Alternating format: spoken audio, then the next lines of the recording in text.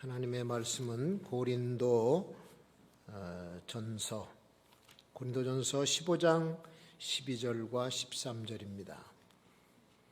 그리스도께서 죽은 자 가운데서 다시 살아나셨다 전파되었거늘 너희 중에서 어떤 이들은 어찌하여 죽은 자 가운데서 부활이 없다 하느냐. 만일 죽은 자의 부활이 없으면 그리스도도 다시 살지 못하셨으리라. 아멘. 죽음이라고 하는 것은 누구에게나 필연적으로 다가오는 것인데, 사람들이 자기가 살아가는 생활에 바쁘고 그렇게 골몰하다 보면은 죽음을 잃어버리고 살아요. 그래서 아무 일이 안 일어나는 것처럼 그렇게 먹고 사는다고 바쁩니다. 아프리카 사바나에 가면은 초식 동물들이 한가롭게 풀을 뜯어 먹고 장난도 치고 뿔싸움도 하고 그럽니다. 그런데 맹수가 하나 다가오는 것이 느껴지면은 그때부터는 동작들이 달라집니다. 수시로 고개를 들고 사방을 쳐다보고 맹수 있는 쪽을 자꾸 쳐다보면서 그렇게 긴장을 하고 경계를 늦추지 않습니다. 자, 우리가 그렇게 살아왔었어요. 그렇게 살아왔는데 이 눈에도 보이지 않는 바이러스 때문에 온 인류가 불안에 떨고 있고 죽음이라고 하는 공포에 수시로 경계를 하고 마스크를 쓰고 또 사람들을 만나기를 싫어하고, 이런 경계심을 가지고 오늘도 비정상적인 삶을 살아가고 있는 것입니다. 어떤 문학가가 코로나 바이러스가 그동안 어느 누구도 해주지 못했던 엄청난 일들을 했다라고 글을 썼습니다.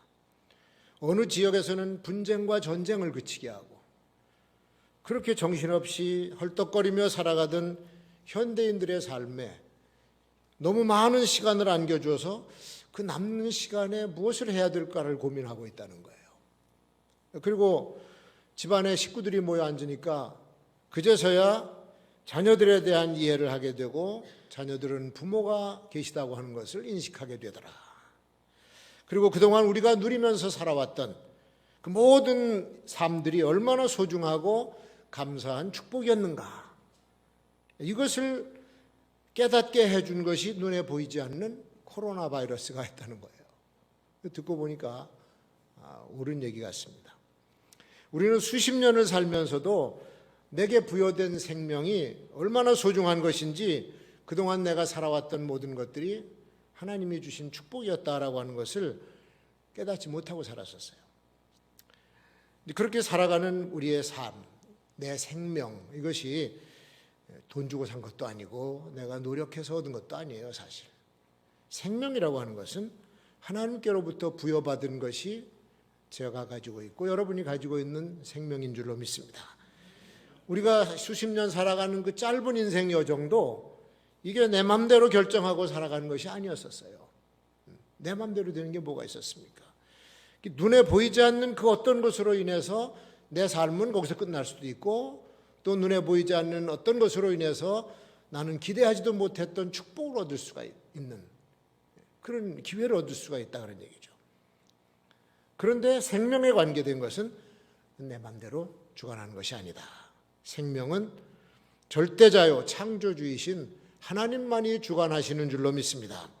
흙덩어리인 인간의 몸에 생기를 부어 놓으셔서 생명이 되게 만드신 분이 우리 하나님이세요. 신약 성경에 봐도 죽었다가 살아난 사람들의 이야기가 몇 군데 나옵니다. 야이로의 딸도 죽었다가 예수님이 살려주셨고, 나인성의 과부의 젊은 아들도, 죽었던 아들도 예수님이 살려주셨습니다. 그리고 죽은 지 나흘이나 된 나사로에게 생명을 주셔서 살려주신 분도 바로 육신을 입고 오신 예수님이 살려주셨던 거예요. 나는 부활이요 생명이니 나를 믿는 자는 죽어도 살겠고 무릇 살아서 나를 믿는 자는 영원히 죽지 아니하리라. 생명의 주인이 되신 예수님께서 세상에 오셨을 때에 그 생명 얻는 역사들이 일어났던 겁니다. 오늘이 부활절이죠. 전 세계 하나님의 백성들이 성전에 모여서 우리 함께 부활을 찬양하고 생명의 축제를 벌여야 되는데 우리는 안타깝게도 이렇게 흩어져서 부활의 주님을 예배하고 경배하고 있는 겁니다. 자, 몸은 매여져 있더라도 우리의 영혼은 결코 매이지 않는다는 것을 믿으시기를 축원합니다. 살아계신 주 나의 참된 소망 걱정 근심 전혀 없네. 할렐루야. 우리 주님 예수 그리스도는 죽음의 권세를 이기고 부활하신 줄로 믿습니다. 이렇게 힘들고 어려운 상황 속에서 우리는 더욱더 이 부활의 신앙을 끝까지 붙잡고 고난을 이겨내는 성도들이 되어야 될 줄로 믿습니다. 예수 그리스도의 부활은 실제로 일어난 역사적인 사건입니다. 우리가 성경을 조금만 더 관심 있게 읽어보면 예수님께서 완전히 죽으신 사실이 기록이 되어 있고 또 확실하게 살아난 증거가 여러 군데 기록이 되어 있어요. 이건 회생이라고 하는 개념과는 전혀 다른 사건입니다. 앞에서 소개해드린 이 야이로의 딸이라든지 나사로라든지 이런 사람들은 죽었다가 다시 살아난 회생이에요. 죽기 이전의 몸으로 다시 복귀가 된 거죠. 죽은 지 나흘이 돼서 시신 썩은 냄새가 날 정도로 완전히 죽었던 나사로, 그가 살아난 것은 현대 과학으로도 증명이 안 되는 기적적인 역사였어요. 그러나 그 회생을 우리는 부활이라고 말하지는 않습니다. 예수님은 양쪽 옆에 있던 죄수들과 함께 십자가에서 완전히 숨이 끊어졌습니다. 옆구리에 창이 찔려서 물이 쏟아져 나오고 피가 쏟아져 나오고 완전히 죽었다는 얘기예요. 심장이 멎어서. 그 죽음을 확인하고 가져다 버리려고 그러는데 아리마대 사람 공회원 니고데모가, 요셉이죠. 요셉이 예수님의 시신을 자기가 수습하겠다고 총독에게 찾아와서 청원을 해요. 그 시신을 가져다가 세마포 수의로 다 싸고 향유를 발라서 수습까지 완전히 하고 새 무덤에다가 안장을 시켰습니다. 그리고는 로마 군병들이 와서 그 시신 훔쳐갈까 봐, 그리고 예수님 살아났다라고 유언비어를 퍼뜨릴까 봐 문 앞에서 경비를 쓰고 있을 정도. 근데 부활절 새벽에 어둠이 채 가시기도 전에 흰옷 입은 천사들이 무덤 입구를 막아놓은 돌문을 굴러 열어버립니다. 무덤 안에서는 찬란한 빛이 새어나왔고 죽었던 예수 그리스도가 걸어 나오시는 거예요. 경비를 서던 군인들이 그 장면을 보고 그 자리에서 기절을 해버렸습니다.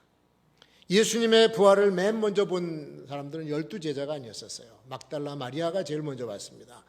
향품을 가지고 예수님의 시신에 향품을 발라드리려고 그 새벽에 가면서 걱정을 해요. 그 무거운 돌문을 여자의 힘으로 열 수 없는데 누가 저걸 굴려다 줄꼬. 그리고 고민하면서 가보니까 돌문이 이미 굴려져 있고 병사들은 거기 쓰러져 기절해 있고, 무덤 안에 들어가 보니까 예수님 시신은 온데간데 없었어요. 그냥 머리를 쌌던 수건도 머리맡에 있고 그 시신을 감았던 세마포가 그대로 놓여져 있고 시신은 온데간데 없었던 겁니다.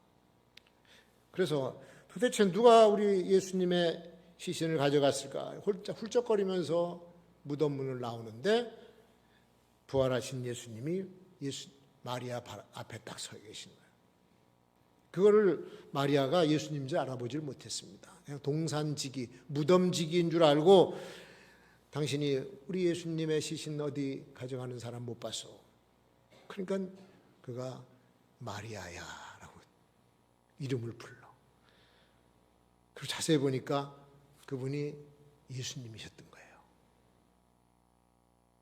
마리아가 이 변화된 모습으로 부활하신 예수님의 모습을 얼른 알아보지 못한 건 당연한 일이죠. 엠마오로 가던 제자들도 그랬습니다. 옆에 같이 동행하면서 얘기하면서 가는데도 몰랐어요. 한눈에 알아보질 못했어요. 왜 그랬습니까? 예수님은 그 몸이 변화된 몸으로 부활하셨기 때문에 변화됐어요.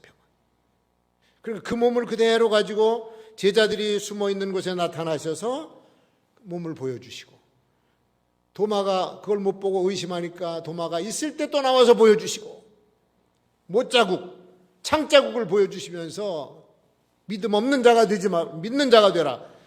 고린도전서 15장 6절에 보면 그 후에 500여 형제들에게 일시에 보이셨다. 동시에 500명이 있는 제자들 가운데 그 몸 그대로 나타나셨어요. 그 중에 지금까지 대다수는 살아있고 어떤 사람은 잠들었으며 죽은 사람도 있지만 나중에 야고보와 바울 나에게도 보여주셨다라고 고린도전서 15장에 기록을 하고 있습니다. 무슨 증인이 더 필요하겠어요? 예수님의 부활을 직접 목격했던 제자들이 한 사람도 예외 없이 주님의 부활을 증거하면서 평생을 증인으로 살았습니다. 그들은 주님이 분부하신 대로 발길 닿는 곳마다 예수님의 십자가 죽음과 부활의 메시지를 증거하면서 살다가 순교로 자기의 생애를 다 마쳤습니다. 예수님이 체포돼서 신문당할 때는 그렇게 부인하고 도망치고 십자가에 못 박혔을 때는 제자들 거의 다 떠나가고 없었습니다. 근데 어떻게 도망쳤던 무서워하던 제자들이 이렇게 돌변해서 생명을 걸고 그가 예수님이 살아났다라고 하는 사실을 생명 걸고 증거했던가? 여러분, 사람들은요, 확실한 것이 아니면 자기 생명 걸고 말하지 않습니다.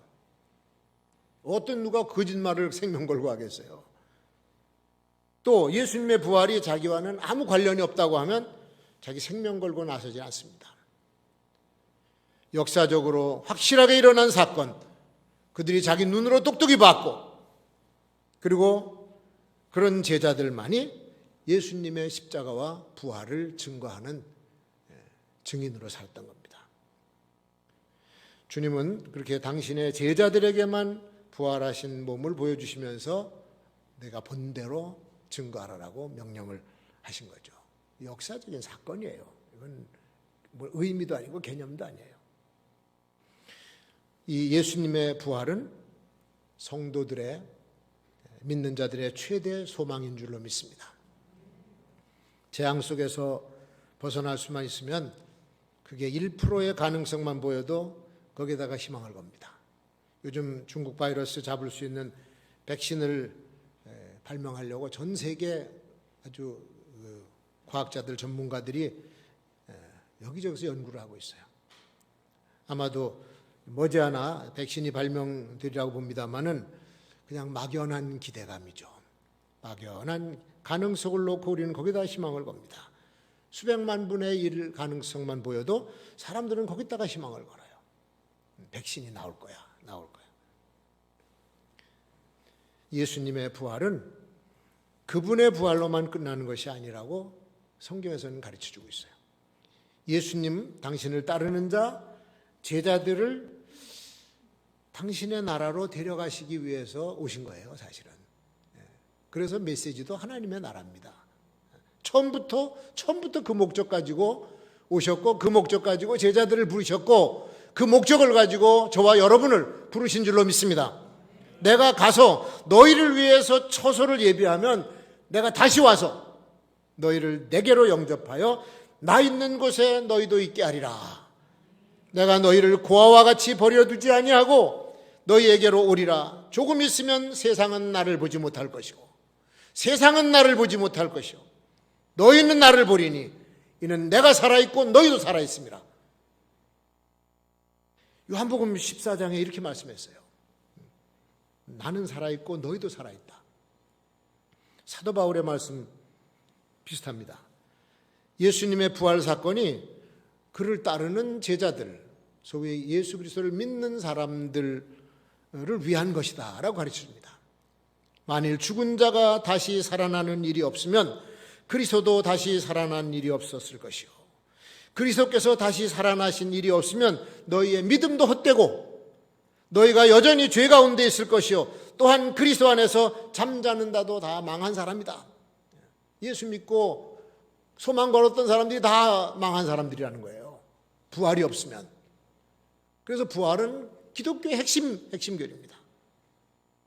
그러나 이제 그리스도께서 죽은 자 가운데서 다시 살아 잠자는 자들의 첫 열매가 되셨도다. 사망이 한 사람으로 말미암았으니 죽은 자의 부활도 한 사람으로 말미암는도다. 아담 안에서 모든 사람이 죽은 것 같이 그리스도 안에서 모든 사람이 삶을 얻으리라. 부활하신 그리스도를 믿는 우리 성도들은 살아난다고 하는 얘기죠. 고린도전서가 증명하고 있지 않습니까? 성도들이 앞으로 어떻게 변화될 것도 성경에서 가르쳐주고 있어요. 보라, 내가 너희에게 비밀을 말하노니 우리가 다 잠잘 것이 아니요 다 죽을 것이 아니라는 얘기입니다. 마지막 나팔에 순식간에 호련히 다 변화하리니 나팔 소리가 나매 죽은 자들이 썩지 아니할 것으로 다시 살고 우리도 변화될 것이다. 고린도전서 15장 51절 이하에 이렇게 말씀하고 있습니다. 여러분 보세요.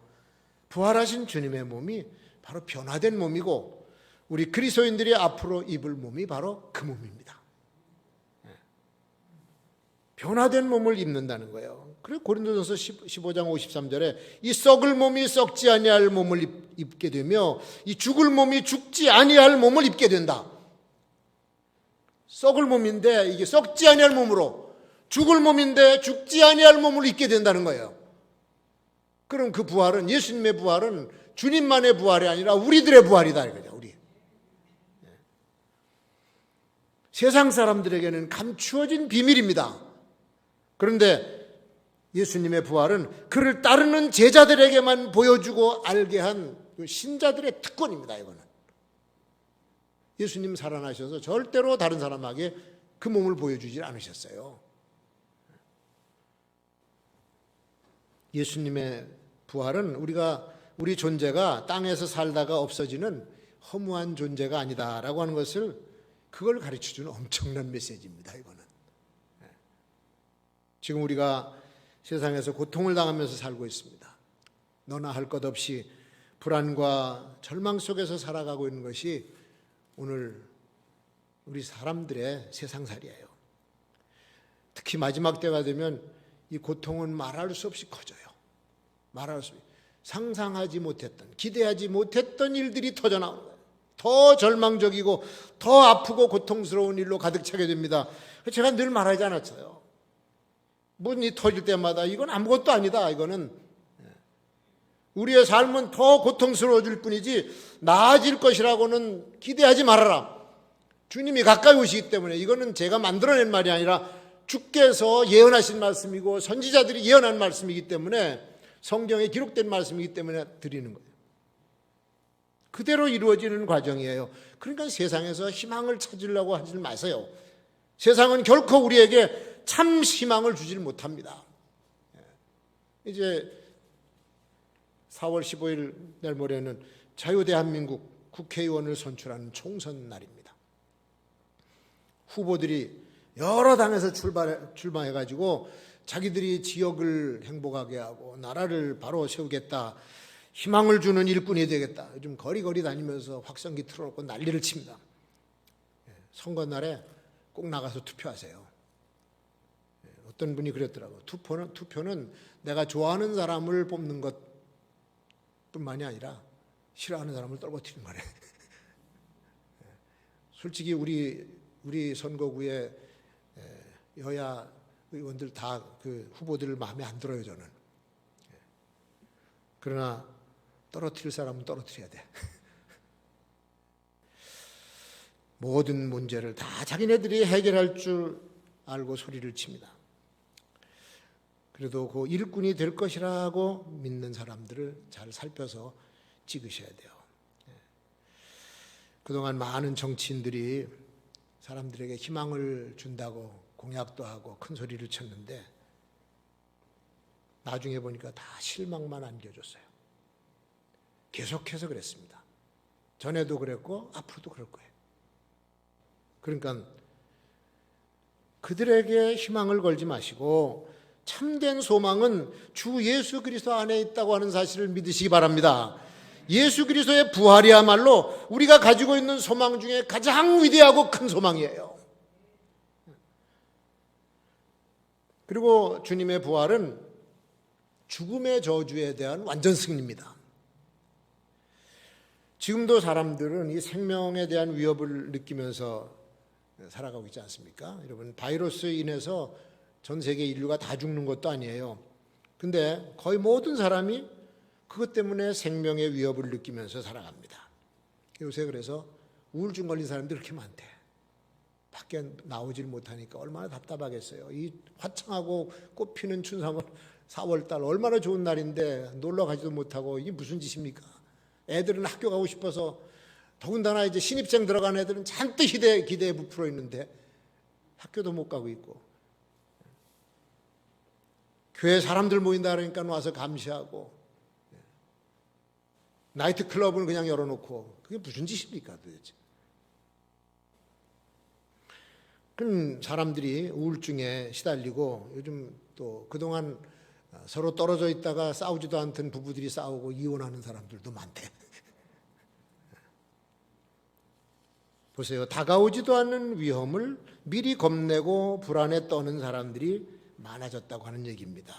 아직 죽음은 서 있는데 저만큼 사람들은 그 죽음의 그림자만 보고도 지금 두려워하고 있어요.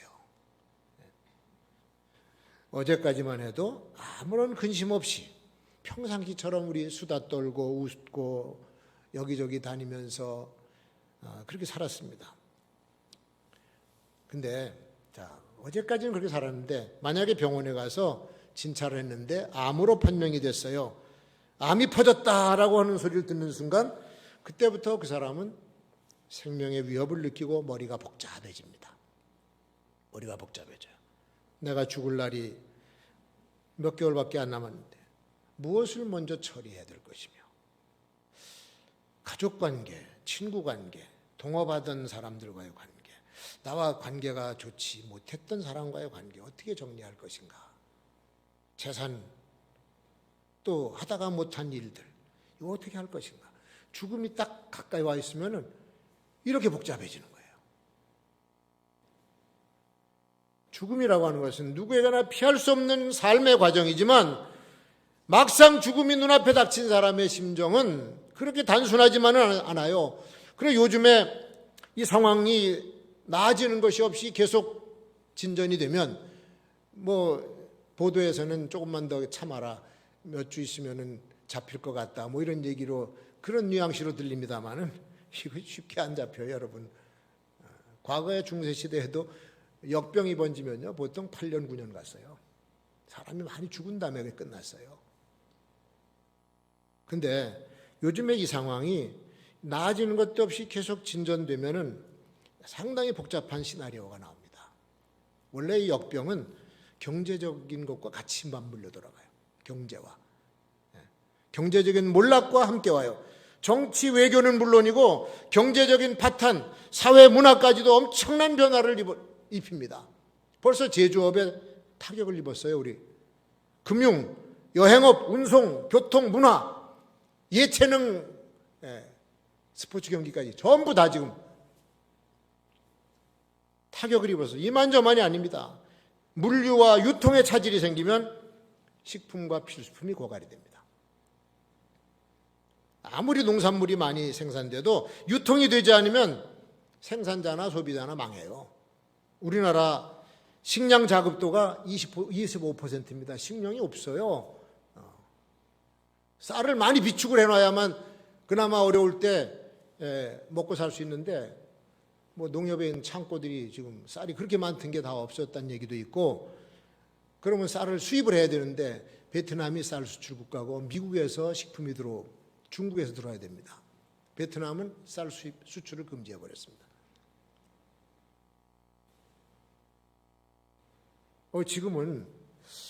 지금은 사재기하는 현상이 우리나라 안 보여요. 그래서 점잖게 지금 잘 지나가고 있는데 이게 머지않아서 저는 그런 느낌이, 또 우려가 생겨요. 생존 모드로 들어가야 된다. 생존을 해야 될 상황이 벌어지지 않겠나. 옷은 아무거나 입고 다녀도 되지만 먹을 것 마실 것이 끊어지면 생지옥이 됩니다. 생존과 직접 관련된 품목들, 이게 부족함을 느끼는 순간에 뺏고 빼앗기는 격전지로 돌변할 수가 있어요. 한국전쟁 일어났을 때 은반지 빼가지고 감자 몇 개, 고구마 몇 개 바꿔 먹었어요. 사람이 전쟁이라고 하는 것을 경험해보지 못한 젊은 세대들은 이게 얼마나 비참한지를 몰라.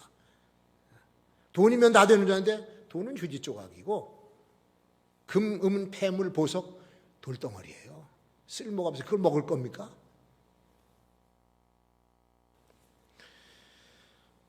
사는 것과 죽는 것이 눈앞에서 수시로 교차하면 이 생존 문제는 아주 절실한 문제예요. 죽음이 인간의 모든 삶을 파괴하기 때문에 그 죽음에 대한 공포와 두려움은 말로 다 표현할 수가 없는 거고, 인간들은 그것 때문에 지금 두려워하면서 살아가고 있어요. 혹시 굶어 죽을까 봐 미리미리 여러분 조금 여유가 있으면 그래도 쌀이라도 몇 포 더 사놓으세요. 혹시 모르니까. 그거 떨어지면 없어. 그러니까 뭐 좀 며칠 더 살 뿐인데 그런 위기가 올 수 있다라고 하는 것을 미리 마음에 두시고 어떻게 이 시대를 살 것인가를 지혜를 가지고 우리가 판단하고 행동을 해야 됩니다. 그런데 예수 그리스도의 부활이 제자들로부터 죽음의 공포를 없애버렸어요. 할렐루야. 바울 사도가 죽음을 향해서 이렇게 호령합니다. 사망아, 너 이기는 것이 어디 있냐? 사망아, 너의 쏘는 것이 어디 있냐? 내 힘이 어디 있느냐? 죽음을 향해서 이렇게 외쳐요. 사망에 쏘는 것은 죄요, 죄의 권능은 율법이라. 부활의 신앙은 죽음을 비웃습니다. 부활의 신앙은 죽음이 아무것도 아니야. 이 생의 죽음이 하나님의 나라의 생명으로 이길 수 있기 때문에 그렇습니다. 그래서 세상에 속해서 사는 사람은 죽음을 두려워할 수밖에 없습니다. 거가 끝인 줄 아니까. 내가 이렇게 죽으면 어떻게 하나, 벌써 죽으면 안 되는데. 여러분, 세상 사람들만 이 두려움을 느낍니까? 부활의 신앙이 준비되지 않는 사람들 다 똑같아요. 교회 나오거나 안 나오건 상관이 없어요. 누가 죽음을 기다리면서 환영하는 사람은 없죠. 그런데 주님의 부활을 목격하고 그 부활 신앙에 확고하게 선 예수님의 제자들은 다 바울처럼 고백을 하고 그냥 그렇게 살았어요. 그렇게. 우리 주 예수 그리스도로 말미암아 우리에게 이김을 주시는 하나님께 감사하노니, 여기서 이김은 죽음을 이기는 이김입니다. 그러므로 내 사랑하는 형제들아, 견고하며 흔들리지 말며 항상 주의 일에 더욱 힘쓰는 자들이 되라. 이는 너의 수고가 주 안에서 헛되지 않을 줄을 알미니라. 주님을 믿는 것이 헛되지 않는 것이에요. 부활의 신앙을 가지고 복음을 전하는 것도 헛된 일이 아니에요. 우리가 위험을 무릅쓰고 주님 앞에 모이고 주님을 찬양하는 것도 헛된 일이 아니다. 사람들은 바이러스 때문에 떨고 죽음 때문에 떨고 세상의 모든 재앙 때문에 떨고 있지만, 그러나 부활의 신앙은 이것을 누르고 이길 수가 있는 줄로 믿습니다. 주님께 영광, 다시 사신 주, 사망 권세 모두 이기셨네. 할렐루야.